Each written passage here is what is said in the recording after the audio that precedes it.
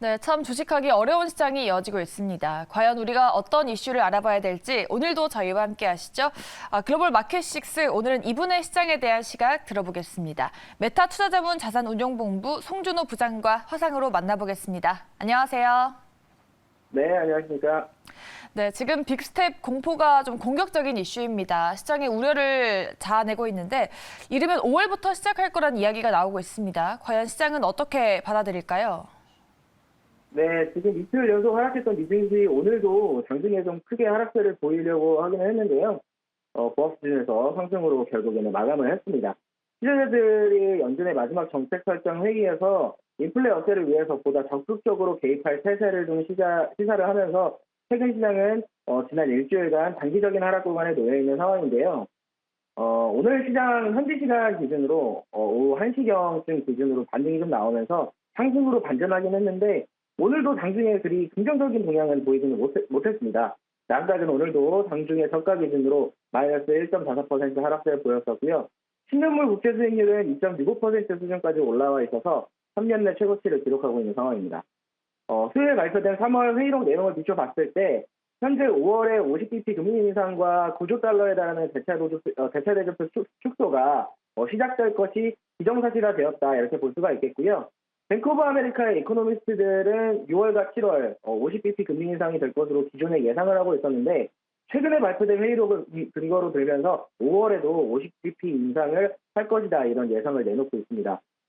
최근 일주일 동안 시장이 단기적인 하락 추세를 보이고 있어 왔고 또 어제 발표된 이 회의록 내용에 대한 불안감이 시장에 지금 서려 있는 상황인데 오늘 하락하면서도 또 시장이 오르기는 했고 어제 증시가 개파락의 모습을 보였기 때문에 추가적인 악재나 변동성 이슈가 없다면 어제 갭을 메우기 위해서 우리 다음 주 내일이나 아니면 다음 주까지 단기 반등이 조금은 다시 나올 가능성이 있을 것으로 예상은 되고 있습니다.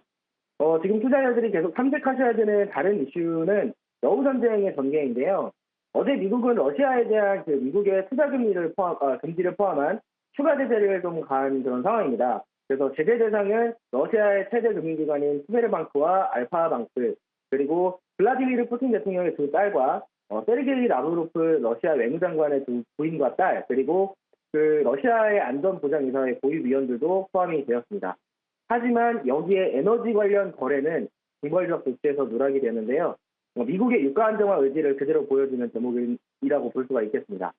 한편 제네디 옐런 미국 재무장관은 수요일 하원의 금융서비스위원회에서 증언을 했는데요.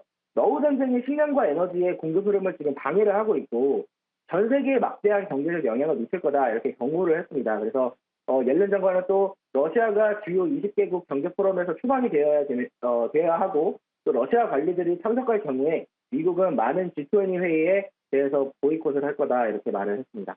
현재 가장 중요한 거는 인플레이션이 강한 구간이잖아요. 그런데 연준이 긴축 정책을 진행을 하지만 해당 구간이 진행되는 동안에 미국의 경제가 정점을 찍고 불황기로 접어들 것이냐 이게 가장 큰 관전 포인트가 될 것으로 지금 예상이 되는데요. 그 척도 중에 하나로 우리는 신규 실업수당 청구 건수를 계속해서 체크를 해야 될 것 같습니다.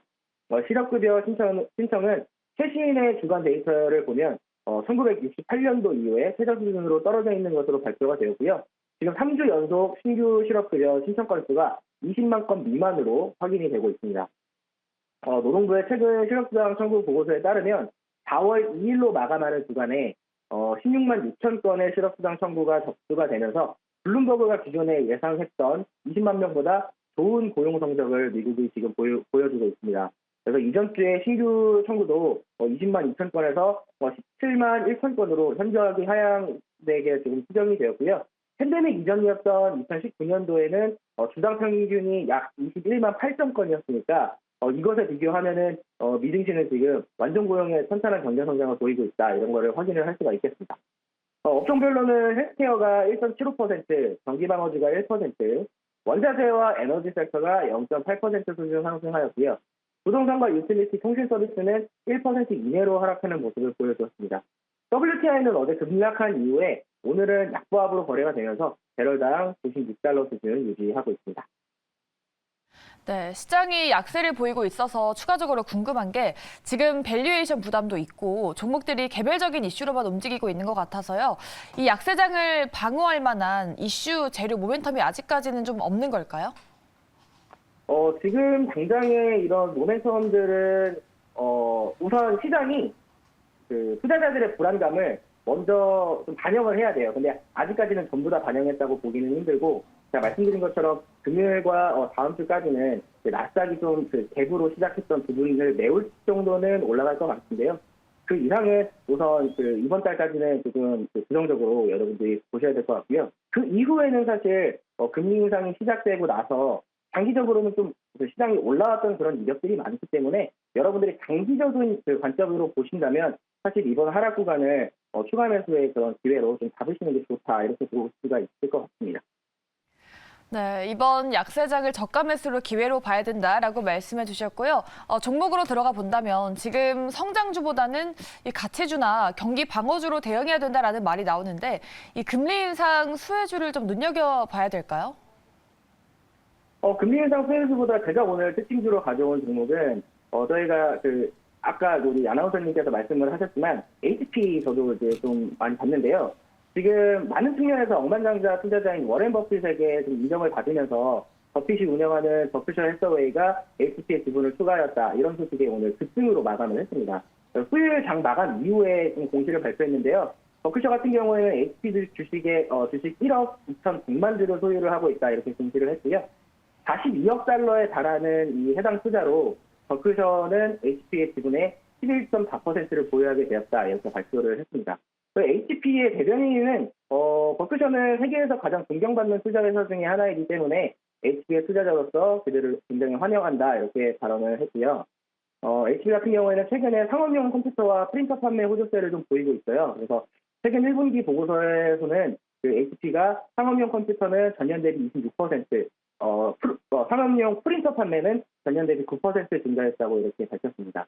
다만 소비자용 PC와 프린터 판매는 1%와 3% 감소하면서 소비자 수요에 대한 줄어드는 그런 부분을 상업용 수요가 지금 채워가는 그런 흐름을 포착을 할 수가 있습니다.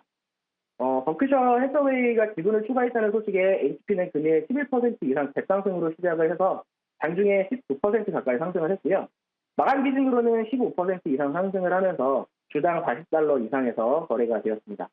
버크셔 해서웨이 같은 경우에는 기본적으로 투자처를 선정을 할 때 최소 향후 10년 이후를 바라보면서 진행을 하기 때문에 여러분들이 투자를 하실 때 이런 기간적인 투자 전략을 좀 확실하게 확인을 하시면서 종목 보유 전략을 수입을 하시면 더욱더 좋으실 것 같다, 이렇게 강조를 드리면서 오늘 마치도록 하겠습니다.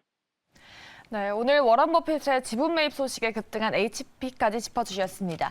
앞으로의 시장 연준의 긴축 정책 이후를 잘 체크해 보셔야겠고요. 추가적인 악재가 없다면 다음 주 반등을 기대해 보겠습니다. 네, 오늘 마켓식스 금요일 시간은 송준호 메타투자자문 자산운용본부 부장과 함께했습니다. 말씀 고맙습니다. 네, 감사합니다.